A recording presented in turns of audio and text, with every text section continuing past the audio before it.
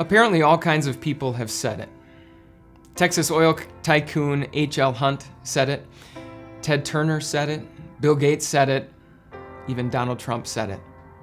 All of those people have said, in effect, that in the game of life, the best way to measure who's winning is with money. Maybe you don't feel quite that strongly about it, and you're probably not planning to approach the net worth of those kinds of men, but it's very natural for us to think that the best way to measure how much we've done, how much we've accomplished, what kind of impact we've had is with money.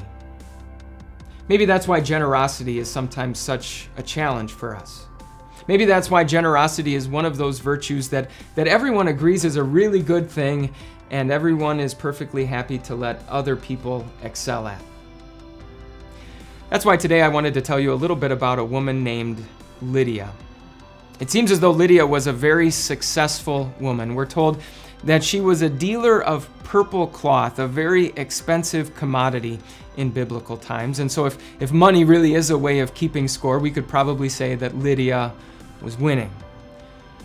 But when the Apostle Paul came to the city of Philippi and shared the good news about Jesus with Lydia, Lydia began immediately sharing what she had with the Apostle Paul. We're told that she insisted that Paul and his traveling companions stayed in her home. As the church in Philippi continued to grow, they continued to meet at Lydia's house. And it seems as though Lydia's generosity permeated this congregation and even became sort of a defining characteristic.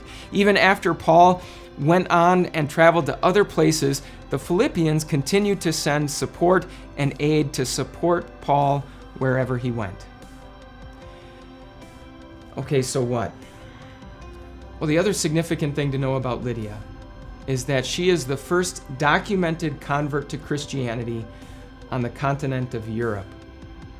If you know anything about the history of the Christian church, you can maybe figure out that Lydia's generosity has maybe impacted you personally. The good news about Jesus came to this country, came to America from Europe. Many of us can even trace back our personal ancestry to Europe. So as Lydia was generous with what she had, as she continued to support the spread of the gospel in Europe, not only did it have a widespread effect, but for many of us, it also had a very personal impact. To think that of all the ways that we can spend our money, out of all the things that we can do with the resources that God Himself has given us, that we could take some of that and use it to support the gospel. Use it to have not just an impact that is widespread, that sometimes spans centuries and continents, but to have an impact that literally stretches into eternity. It's no wonder that Paul compared generosity in support of the gospel to what a farmer does, to a farmer sowing seed. No farmer would ever buy tons and tons of seed, pile up his seed to the brim of his silos and say, "Look at how much seed I have. Look at how obviously I'm winning in this game called life."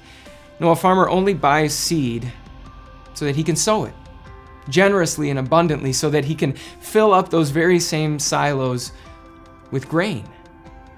And in the very same way, Paul says this: "He who supplies seed to the sower and bread for food will also supply and increase your store of seed, and will enlarge the harvest of your righteousness.